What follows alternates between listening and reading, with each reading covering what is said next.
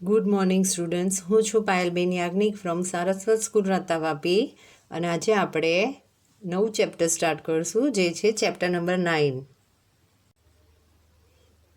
ધોરણ 12ના પાર્ટ 1 અને પાર્ટ 2ની અંદર જે લાસ્ટ ચેપ્ટર આપણું બાકી છે તે આજે આપણે સ્ટાર્ટ કરીએ છીએ અને છે ચેપ્ટર નંબર 9 કે જેનું નામ છે સવર્ગ સંયોજનો. સવર્ગ સંયોજનો અને એના પહેલાંનું જે ચેપ્ટર નંબર 8 હતું કે જે હતું ડી અને એફ વિભાગના તત્વો, એને આપણે એકબીજા સાથે કનેક્ટેડ હોય એવું કહી શકીએ. ચેપ્ટરમાં શું છે જોઈએ તે પહેલાં જે નવી ગાઈડલાઇન છે બોર્ડની એ પ્રમાણે આ ચેપ્ટરનું માર્ક્સનું વેટેજ જોઈ લો.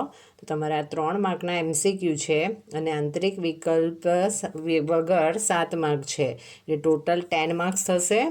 બીજું ખાસ ધ્યાન રાખજો, ખાસ બાયો સ્ટુડન્ટ, તમારી જે નીટની એક્ઝામ હોય છે એની અંદર 2 થી 3 ક્વેશ્ચન જે હોય છે આ ચેપ્ટરમાંથી પૂછાય છે. બીજું JEEની અંદર પણ આની અંદરથી ઘણા ક્વેશ્ચન આવે, તો એ દ્રષ્ટિએ પણ બહુ કામનું છે. ચલો તો સ્ટાર્ટ કરીએ. સવર્ગ સંયોજનો શું છે તે પહેલાં જુઓ. તો સ્ટાર્ટિંગમાં એક લીટી તમને લખીને આપી છે એટલે તમને ખ્યાલ આવશે રસાયણ વિજ્ઞાનમાં સવર્ગ સંયોજનોનું શું મહત્ત્વ છે. આ લીટી એવું કહે છે કે આધુનિક અકાર્બનિક અને જૈવ અકાર્બનિક રસાયણ વિજ્ઞાન, જે રસાયણ ઉદ્યોગની જે કરોડરજ્જુ હોય તો એ બીજું કંઈ નહીં, કોણ છે? સવર્ગ સંયોજનો. આપણા બોડીની અંદર કરોડરજ્જુનું શું મહત્ત્વ છે તમને બધાને ખ્યાલ છે, એટલે પણ તમને ખ્યાલ આવ્યો હશે કે આ ચેપ્ટર કેમ મહત્ત્વનું. તો સૌથી પહેલાં હું તમને કરાવડાવું છું સવર્ગ સંયોજનોની વ્યાખ્યા. ચલો, શું છે સવર્ગ સંયોજનો? તો મોટા ભાગે જે સંક્રાંતિ ધાતુ તત્વો છે, એટલે કે 3Dમાં આવેલા, 4Dમાં આવેલા, 5Dમાં આવેલા, અને એની અંદર પણ પર્ટિક્યુલર જે આ 3D એટલે કે પ્રથમ સંક્રાંતિ શ્રેણીના તત્વો છે. ચલો, તેની અંદર મેં તમને શીખવાડ્યું હતું scandium, titanium, vanadium, chromium, manganese આયનથી લઈને ઝિંક સુધીના છે. હવે આ જે આવડ છે એનું લાસ્ટ તત્વ કયું છે એવું જો તમને કહેવામાં આવે તો તમે જોશો તો એ હશે ક્રિપ્ટોન. અને જો તમને એવું પૂછવામાં આવે ક્રિપ્ટોન છે એ નિષ્ક્રિય વાયુ છે તો એની બાહ્યકોષની ઇલેક્ટ્રોન રચના કેવી હોવાની? NH2 NP6 હોવાની. હવે સંક્રાંતિ ધાતુ તત્વો કેવી રીતે બાકીના કરતાં અલગ છે? તો મેં તમને આના પહેલાંના ચેપ્ટરમાં શીખવાડ્યું છે કે આ બધાને સંક્રાંતિ ધાતુ તત્વો કેમ કહેવાય, સંકીર્ણ ક્ષાર કેમ બનાવે? તો એની અંદર ડીમાં ઓછામાં ઓછો 1 અને વધારે 10 ઇલેક્ટ્રોન છે. હવે પહેલી વાર એવું બનશે કે આ ધાતુઓ છે જેને આપણે સંક્રાંતિ ધાતુ કહીએ.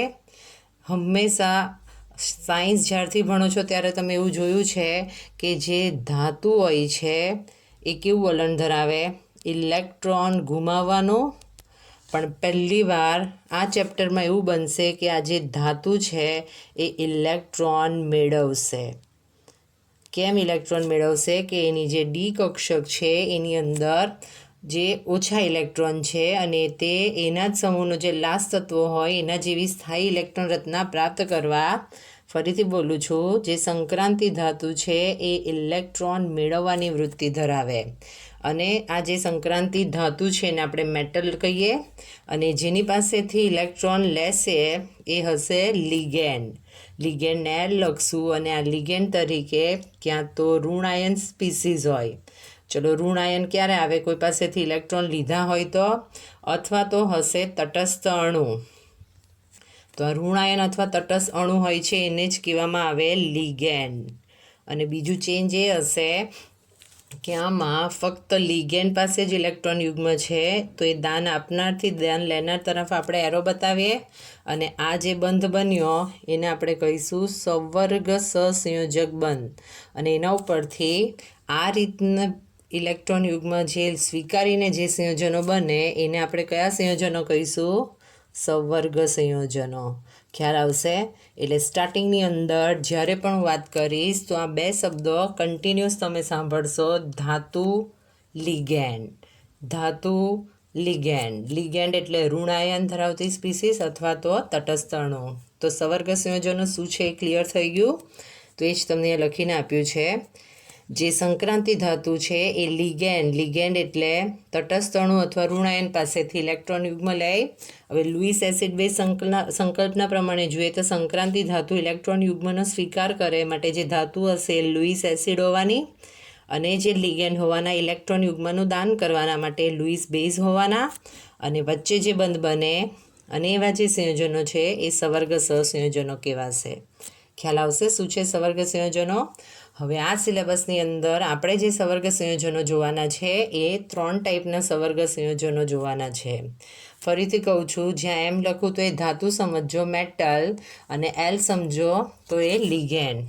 તો તમારે આ સિલેબસની અંદર જે સવર્ગ સંયોજનો જોવાના છે એનો તમારું વર્ગીકરણ તમારે જોવું હોય તો તમારે 3 ટાઈપના સવર્ગ સંયોજનો જોવાના છે.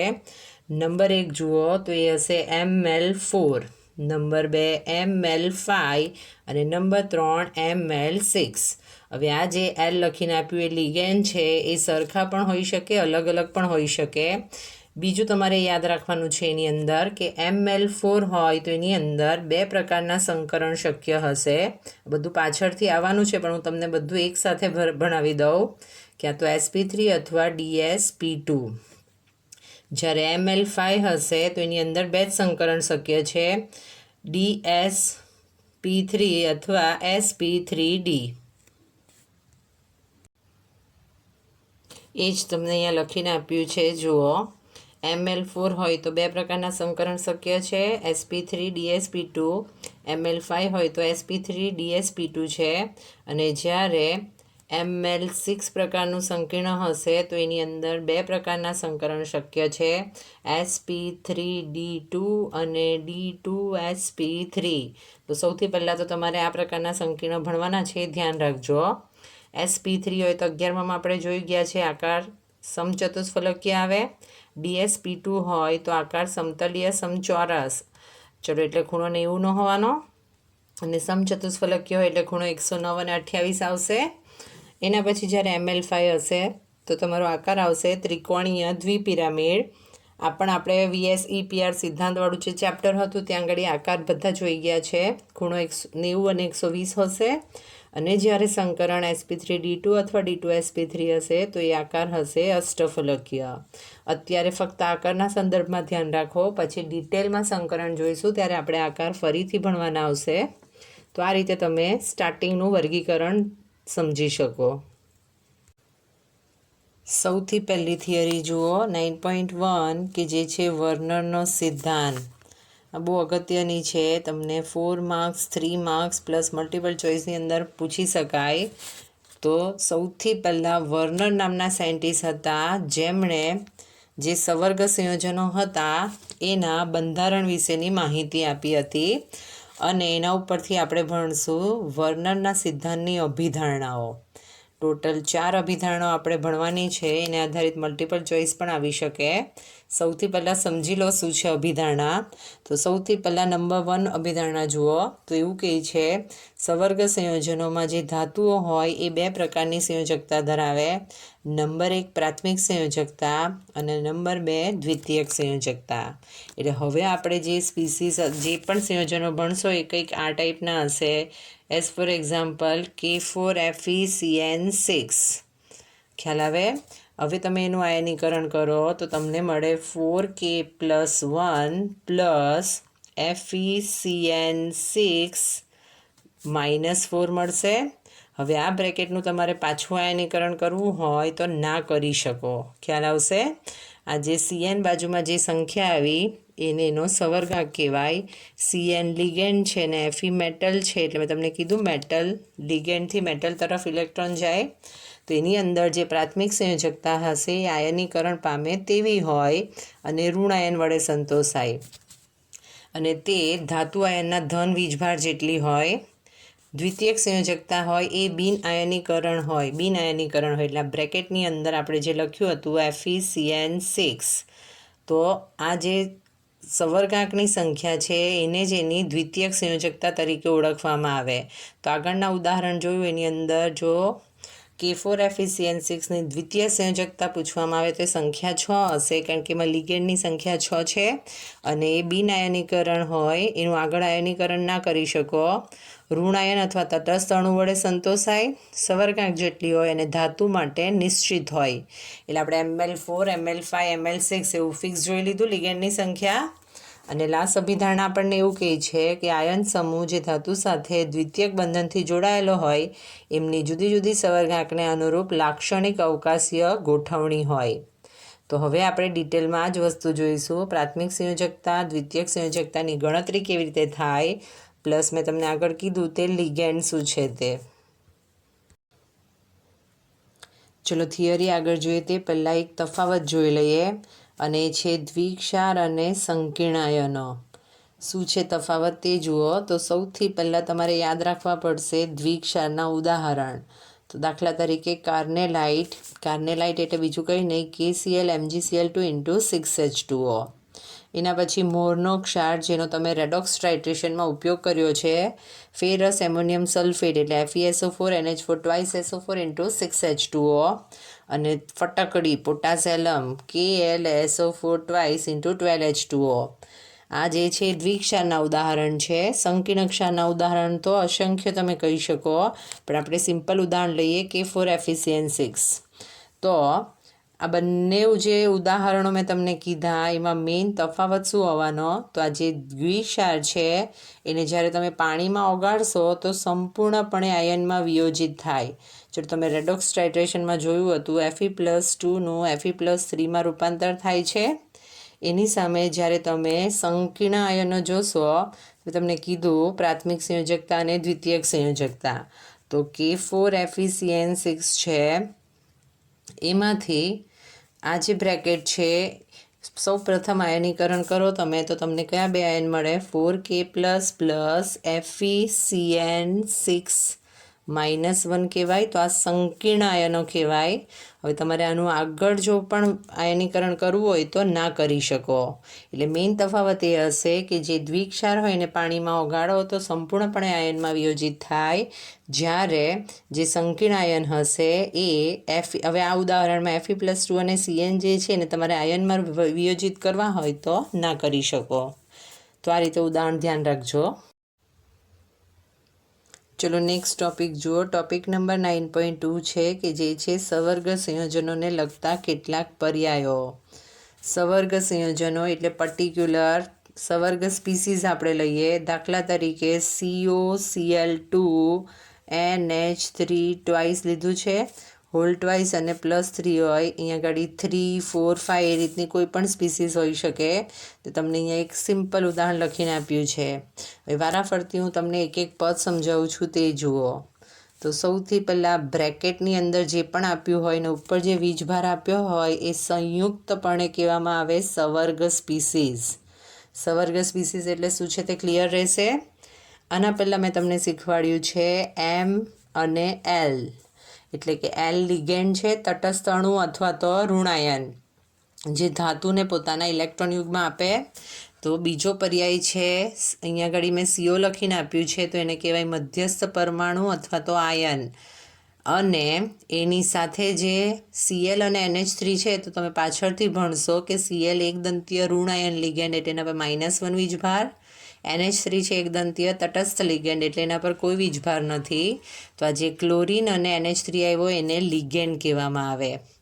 ત્યારબાદ નવું જુઓ, બ્રેકેટ એટલે કે સવર્ગ સ્પીસીસની બાજુમાં જે લખીને આપેલું હશે એને કહેવામાં આવે પ્રતિઆયન. ખ્યાલ રહેશે. અને આ જે લિગેન્ડની સંખ્યા હશે એ મેં તમને કીધું ફિક્સ આપણે જોઈ ગયા, Ml4 Ml5 Ml6. L તરીકે સરખા પણ હોઈ શકે, અલગ અલગ હોઈ શકે.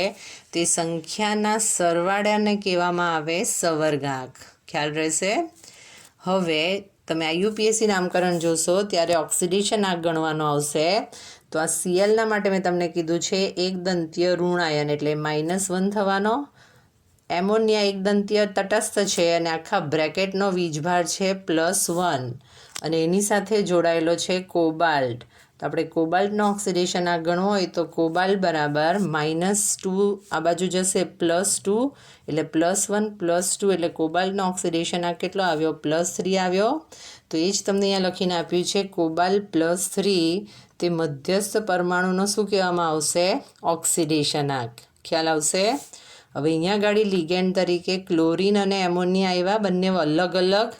તો જ્યારે અલગ અલગ લિગેન્ડ એમ સાથે જે લિગેન્ડ જોડાયેલા હોય એ અલગ અલગ હોય તો એને આપણે કહીશું હિટ્રોલેક્ટિક. યાદ રહેશે, હિટ્રો. અને સરખા હોય, દાખલા તરીકે CONH3 હોલ પ્લસ છે એટલે જે લિગેન્ડ હોવાનો એ એક જ સરખો લિગેન્ડ હોય, એક જ લિગેન્ડ હોય તો એવા આપણે સંકીર્ણ સ્પીસીસ હશે એને કહીશું હોમોલેપ્ટિક. તો હોમોલેપ્ટિક એટલે સરખા લિગેન્ડ અને હિપ્ટોલેપ્ટિક એટલે અલગ અલગ લિગેન્ડ. અને સવર્ગાંક એટલે લિગેન્ડની સંખ્યાનો સરવાળો.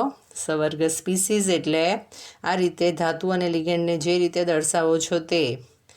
લિગેન્ડ તો શું છે એ પણ મેં તમને કહી દીધું. મધ્યસ્થ પરમાણુ આયન, એનો સવર્ગાંક કોને કહેવાય એ. તો ખાસ આ બધી સ્પીસીસનું જે નામ છે તે ધ્યાન રાખજો. ચલો હવે ડિટેલમાં જુઓ લિગેન્ડ. સૌથી પહેલાં જ્યારે ટૉપિક આવતા હતા 3 માર્ક્સ 4 માર્ક્સમાં તો એવા બી ક્વેશ્ચન પૂછ્યા છે 3 માર્ક્સમાં. લિગેન્ડ એટલે શું એનું વર્ગીકરણ કરો. તો મેં તમને આગળ કીધું છે કે આપણે એવા સૂત્ર જોવાના છે, એવા સંયોજનો જોવાના છે જેમાં ઋણાયન અથવા તો તટસ્થ અણુ ધાતુને પોતાના ઇલેક્ટ્રોન યુગ્મ આપે છે. હવે આપણે ધ્યાન રાખશું, જો લિગેન્ડ 1 ઇલેક્ટ્રોન યુગ્મ આપે તો એને એકદંતીય કહેવાય. 2 ઇલેક્ટ્રોન યુગ્મ આપે તો એને દ્વિદંતીય કહેવાય. 3 ઇલેક્ટ્રોન યુગ્મ આપે તો ત્રિદંતીય કહેવાય. એ જ રીતે આગળ જેમ આપે તો એ આપણે લિગેન્ડના તરીકે વર્ગીકૃત કરશું. યાદ રહેશે. તો સૌથી પહેલાં વ્યાખ્યા જુઓ. લિગેન્ડ એટલે ઋણાયન અથવા તટસ્થ અણુ.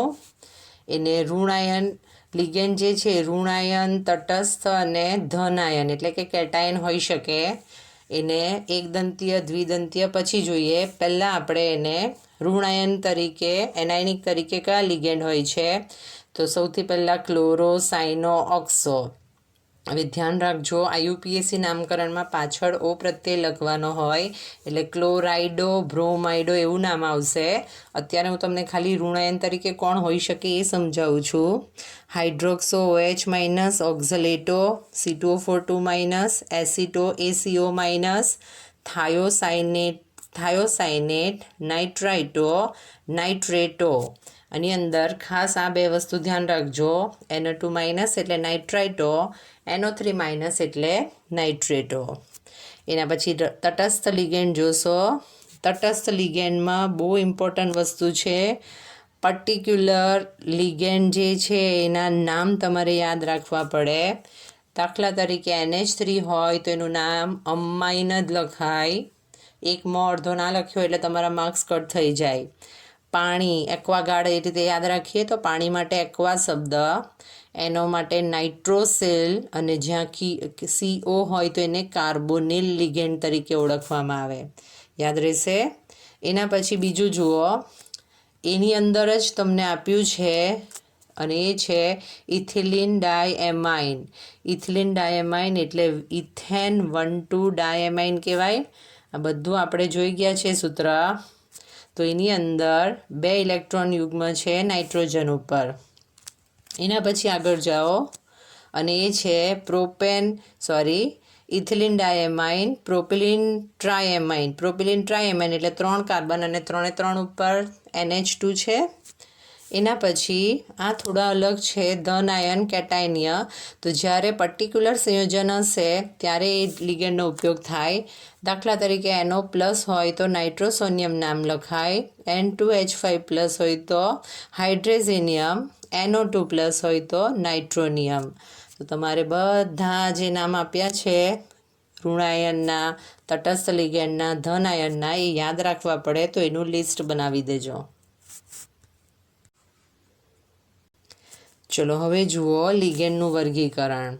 સૌથી પહેલાં લખીને આપ્યું છે એકદંતીય લિગેન્ડ. મેં તમને કીધું જ્યારે પણ તટસ્થ અણુ અથવા ઋણાયન પાસે 1 ઇલેક્ટ્રોન યુગ્મ હોય અને તે ધાતુ આયનને 1 ઇલેક્ટ્રોન યુગ્મ આપે એટલે કે એકાકી દાતા કહેવાય. તો એવા જે લિગેન્ડ હોય એને એકદંતીય કહેવાય. હવે લિગેન્ડ એટલે ઋણાયન અથવા તટસ્થ અણુ હોય તો આપણે યાદ રાખશું જેના ઉપર -1 વીજભાર છે બધા એકદંતીય ઋણાયન લિગેન્ડ કહેવાય. તટસ્થમાં તમારે નામ યાદ રાખવા પડશે. NH3, CO, NO, ત્યારબાદ આવશે H2O. તે સિવાય C5H5N હોય છે, જેને પિરિડિન કહેવામાં આવે. તો આ બધા તમારા એકદંતીય લિગેન્ડ છે. દ્વિદંતીય લિગેન્ડ એટલે બે દાતા પરમાણુ દ્વારા બંધિત હોય, એટલે બે ઇલેક્ટ્રોન યુગ્મનું દાન કરે. તો જેના પર -2 વીજભાર હોય એ બધા દ્વિદંતીય લિગેન્ડ કહેવાય. CO3 2 SO4 2 C2O4 2 અને દ્વિદંતીય તટસ્થમાં ઇથિલિન ડાયમાઇન, પ્રોપિલિન ડાયમાઇન એ બધા આવશે. પર્ટિક્યુલર IUPAC નામકરણ માટે તમારે આ નામ યાદ રાખવા પડશે.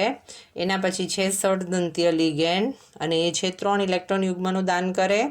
ઋણ આયન તરીકે હોય ફોસ્ફેટ, આર્સેનેટ, SO4 3 તટસ્થ લિગેન્ડમાં જોશો તો PTN. અને સૌથી અગત્યનું છે લાસ્ટ. તમે જોયું એકદંતીય ઋણાયન એટલે -1 વીજભાર, દ્વિદંતીય ઋણાયન એટલે -2 વીજભાર, ત્રિદંતીય ઋણાયન એટલે -3 વીજભાર. હવે આવે ષટદંતીય. તો મેં વ્યાખ્યા કરાવી એ પ્રમાણે ષટદંતીય લિગેન્ડની વ્યાખ્યા કહો તો આપણે એવું કહી શકીએ 6 ઇલેક્ટ્રોન યુગ્મનું દાન કરે. તેનું ઉદાહરણ છે EDTA. 6 ઇલેક્ટ્રોનનું દાન કરે પણ એનો વીજભાર છે -4. આ ખાસ ધ્યાન રાખજો. કેમ -4 છે? તો આપણે પહેલાં એનું નામ જોઈએ. આપણે જે સૂત્ર જોવાના છે EDTA. તો સૌથી પહેલાં તો એનું નામ ધ્યાન રાખો. એનું નામ છે ઇથિલિન. પરથી ઇથિલિન. ડી એટલે ડાયએમાઇનનો ટી જે છે એ છે ટેટ્રા એસિટેટ. એટલે ઇથિલિન ડાયમાઇન ટેટ્રા એસિટેટ જે છે એને જ કહેવામાં આવે EDTA. અને જ્યારે તમે એનું સૂત્ર જોશો નામ પરથી તો ડાયએમાઇન ટેટ્રા એસિટેટ છે, એટલે એ આ રીતનું આવશે. 2 કાર્બન છે, એની સાથે નાઇટ્રોજન છે આ રીતના, અને એની જ સાથે ટેટ્રા એસિટેટ આયન છે. તો અહીંયા છે CH2COO-, એસિટેટ આયન CH3COO-, પણ એની અંદરથી CH2COO- કેમ હશે? કારણ કે બંધ બનાવવાનો CH2COO-, અને આ નાઇટ્રોજન છે એની સાથે પણ આવશે CH2COO-. ચલો હવે આની અંદર -4 વીજભાર કેમ આવ્યો એવું તમને જો પૂછવામાં આવે તો તમારે ઇલેક્ટ્રોન યુગ્મ ક્યાં આવેલા છે તે જોવા પડે. તો સૌથી પહેલાં ઇલેક્ટ્રોન યુગ્મ એસિટેટ આયન ઉપર આવવાના, એટલે એક અહીંયા આવવાના, બીજા અહીંયા આવવાના, 2, 3 અને 4. એને ષડદંતીય કેમ કીધું છે? તો અહીંયા ગાડી તમે ટોટલ જોઈ શકો છો 2, 4, 1, 2, 3 અને 4 ઇલેક્ટ્રોન યુગ્મ છે અહીંયા ગાડી. 5મો નાઇટ્રોજન ઉપર અહીંયા CH2 છે. તો એના પર -4 વીજભાર કેવી રીતે આવ્યો? તો એક માઇનસ વીજભાર અહીંયા છે, બીજો અહીંયા માઇનસ છે, ત્રીજો અહીંયા અને ચોથો અહીંયા એસિટેટ આયન પર છે. તો એ રીતે એના વીજભાર થશે -4. ચલો હવે 3 પદ આવે છે, વ્યાખ્યા તરીકે પૂછી શકાય. નંબર 1 બહુદંતીય લિગેન્ડ. કોને કહેવાય બહુદંતીય લિગેન્ડ? તો અનેક દાતા પરમાણુઓ એક જ લિગેન્ડમાં હાજર હોય તો તેને બહુદંતીય લિગેન્ડ કહેવાય. સિમ્પલ ઉદાહરણ જો ઇથેન 1,2 ડાયમાઇન. ઇથેન 1,2 ડાયમાઇન લેશો તો એનું સૂત્ર આપણે CH2NH2 CH2NH2 કીધું. તો આની અંદર આ એક જ લિગેન્ડ છે, પણ એની અંદર જે લિગેન્ડ આવવાના એટલે કે ઇલેક્ટ્રોન દાતા, આ 2 ઇલેક્ટ્રોન યુગ્મનું દાન થવાનું EN, એટલે 2 અથવા 2 કરતાં વધારે ઇલેક્ટ્રોન યુગ્મ હાજર હોય એ બધા જે લિગેન્ડ હશે એને કહેવામાં આવે બહુદંતીય લિગેન્ડ. સિમ્પલ આ રીતે યાદ રાખો. એવું જ આવશે પ્રોપિલિન ટ્રાયમાઇન EDTA. બધા બહુદંતીય લિગેન્ડના ઉદાહરણ છે. એના પછી જુઓ બીજી વ્યાખ્યા કિલેટ લિગેન્ડ અથવા તો કિલેટ સંકીર્ણ. તો જ્યારે બહુદંતીય લિગેન્ડ ધાતુ આયન સાથે જોડાય તો ત્યારે એમની જે રચના હોય એ ચક્રીય બની જાય, અને ચક્રીય સંયોજનો હોય એને જ શું કહેવામાં આવે છે? કિલેટ. તો કિલેટની વ્યાખ્યા આ રીતે યાદ રાખી શકો. બહુદંતીય લિગેન્ડ એટલે જેની પાસે 2 અથવા 2 કરતાં વધારે ઇલેક્ટ્રોન યુગ્મ છે એ ધાતુ આયન સાથે જ્યારે બંધિત થાય તો તેની રચના ચક્રીય બને, અને એને આપણે શું કહીએ છીએ? કિલેટ સંયોજનો. અને લાસ્ટ બહુ જ અગત્યનું છે, એ સમઘટકતા તમે જોશો ત્યારે પણ આવશે, અને એ છે ઉભયદંતી લિગેન્ડ. ચલો આના પહેલાં ઇનઓર્ગેનિકના જે ચેપ્ટર હતા એમાં ઉભય ગુણધર્મી એવું તમે ભણ્યા છો.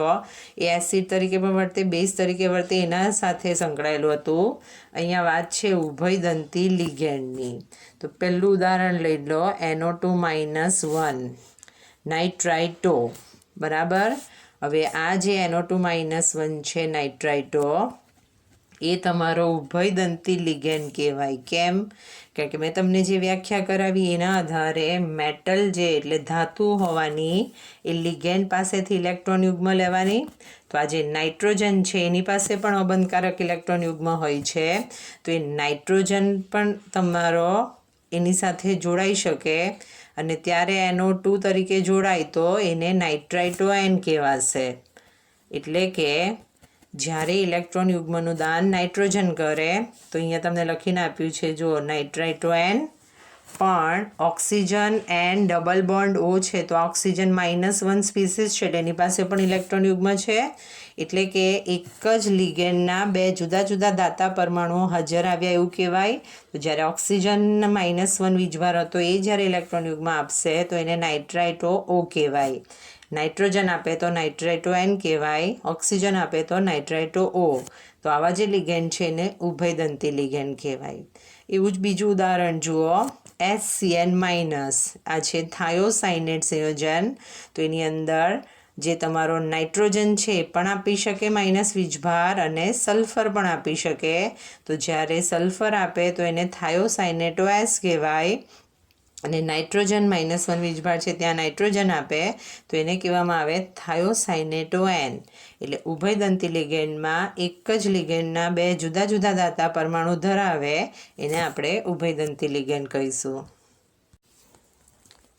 ચલો અત્યાર સુધી આપણે જે થિયરી જોઈ ગયા એને આધારિત ક્વેશ્ચન સોલ્વ કરીએ. સૌથી પહેલાં જુઓ કોયડા નંબર 9.1. એમાં તમને કીધું છે જલીય દ્રાવણોના કરેલા નીચેના અવલોકનોના આધારે સંયોજનોના ધાતુની દ્વિતીયક સંયોજકતા સૂચવો. મેં તમને કીધું હતું દ્વિતીયક સંયોજકતા એટલે લિગેન્ડની સંખ્યાના સંદર્ભમાં આવે જે એનો સવર્ગાંક હતો. તો સૌથી પહેલાં જુઓ પહેલું ઉદાહરણ PtCl2 4NH3 અને એમાં કીધું છે વધુ પ્રમાણમાં AgNO3 સાથે 1 મોલ સંયોજનો સાથે અવક્ષેપન પામતા AgClના મોલ છે. એટલે કે આની અંદર એનો આન્સર કેવી રીતે આવશે? તો આ જે તમારું PtCl2 × 4NH3 છે એની પ્રક્રિયા જ્યારે તમે AgNO3 સાથે કરશો એટલે તમને કશાકના અવક્ષેપ મળવાના. તો એવું કહે છે કે AgClના અવક્ષેપ મળે અને એની સંખ્યા જે તમને આપી છે એ છે 2. ખ્યાલ આવે? હવે આગળ મેં તમને શીખવાડ્યું એ પ્રમાણે જો તમે જોવા જાઓ તો ક્યાં તો Ml4 હોય, Ml5 હોય અથવા શું હોવાનું Ml6 હોવાનું. તો આ જે સંકીર્ણ છે કયા ટાઈપનું છે? હવે આયનીકરણ થઈ શકે અને આયનીકરણ ના થઈ શકે એવું કીધું. તો આ જે સંકીર્ણ સ્પીસીઝ હતી એની બહાર જો Cl2 હોય તો આખા બ્રેકેટનો વીજભાર +2 આવે અને ત્યારે એનું પ્રથમ આયનીકરણ કરો તો આ બ્રેકેટના ઉપર +2 મળે અને એની બાજુમાં તમને શું મળશે? 2Cl-1 મળે. તો આની અંદર 2Cl-1 મળે તો તે 2 સિલ્વર સાથે જોડાઈને 2 Ag આયન આપે. ખ્યાલ આવે? એનો મતલબ એમ કે આપણું જે PtCl2NH3 હતું એ આ જે સંકીર્ણ છે આપણું આ ટાઈપનું છે PtNH3 4 ટાઈમ્સ અને Cl2 બહાર છે અને તો જ આ 2 Cl- Ag સાથે જોડાઈને AgClના 2 આયન આપે. હું જે બોલું છું એના ઉપર ધ્યાન આપો. આનું આયનીકરણ કરવું હોય તો કરી શકાય. અહીંયા Cl2 છે એક Clના ઉપર માઇનસ વીજભાર છે એટલે આખો જે બ્રેકેટ છે એના ઉપર +2 વીજભાર છે, +2 Cl- આવ્યા એવું કહેવાય. આનું આયનીકરણ કરીએ. હવે આનું આયનીકરણ ના થઈ શકે બ્રેકેટનું પાછું, પણ આ જે 2 Cl- છે એ Ag સાથે જોડાઈને 2 મોલ Ag જોડાય તો 2 AgCl બનાવશે એવું કહેવા માંગે છે.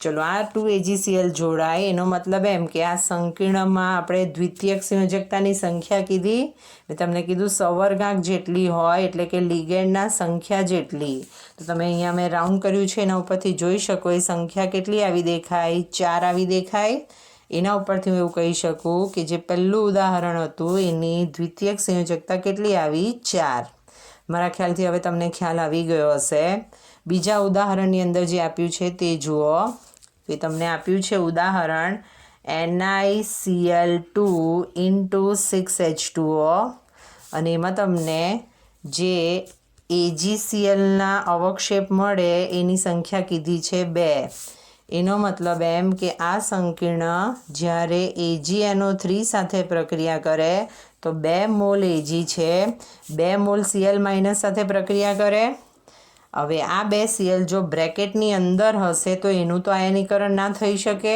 એટલે આ 2 Cl બહાર છે એવું કહેવાય એનો મતલબ એમ કે બ્રેકેટની અંદર આવ્યું છે નિકલ અને H2Oના 6 સંખ્યા ખ્યાલ આવે છે તો જ આનું બ્રેકેટનું આયનીકરણ કરો એવું કહે તો કરી શકાય આખા બ્રેકેટના ઉપર +2 લખાય +2 Cl માઇનસ 1 ખ્યાલ આવે અને આ જે મુક્ત 2 Cl માઇનસ આપણે આવ્યા એ આ જે 2 AgCl છે એની સાથે AgClના 2 મોલ બનાવવાના તો હવે તમે મને કહી શકો કે એની દ્વિતીયક સંયોજકતાની સંખ્યા કેટલી આવવાની તો મેં તમને કીધું છે સવર્ગાંક જેટલી આવે અથવા લિગેન્ડની સંખ્યા જેટલી આવે અહીંયા H2Oના 6 મોલ છે એના ઉપરથી આપણે એની દ્વિતીયક સંયોજકતા 6 આવી એવું કહી શકીએ ખ્યાલ આવે છે એના પછી જુઓ ત્રીજામાં AgClના અવક્ષેપની સંખ્યા 0 કીધી એનો મતલબ એમ કે આખા બ્રેકેટની બહાર કોઈ જ તત્વ નથી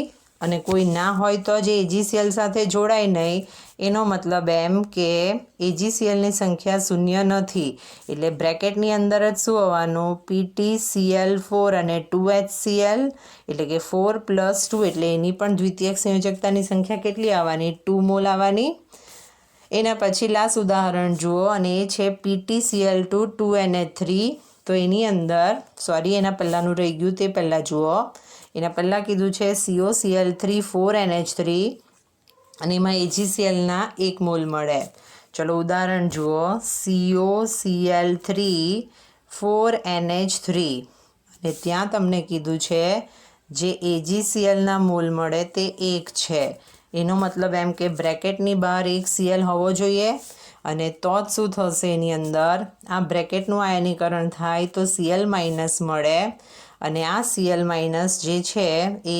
AgNO3ના જે સિલ્વર છે એની સાથે જોડાઈને AgCl બનાવે એક અણુ એનો મતલબ એમ કે બ્રેકેટમાં 3 Clમાંથી 1 Cl આવી ગયો એટલે બ્રેકેટમાં છે COCl2 અને એની સાથે NH3 તો છે જ પણ એના 4 છે તો એ 4 એની સાથે રહેવાના આખા બ્રેકેટની અંદર તો આ બ્રેકેટની અંદર જે સંખ્યા આવી તમે જોઈ શકો એ એનો સવર્ગાંક કહેવાય લિગેન્ડની સંખ્યા એ જેના દ્વિતીયક સંયોજકતા કહેવાય તો 4 + 2 આવી ટોટલ 6 આવી માટે એવું લખીને આપ્યું કે એની દ્વિતીયક સંયોજકતા છે એ કેટલી છે સેકન્ડ લાસ્ટ આપણે કર્યું છે દ્વિતીયક સંયોજકતા છે કેટલી આપી 6 મારા ખ્યાલથી હવે તમને ખ્યાલ આવી ગયું હશે લાસ્ટ ઉદાહરણ જુઓ અને એ છે PtCl2 2NH3 અને એમાં જે છે AgClની સંખ્યા 0 આપી એનો મતલબ એમ કે PtCl2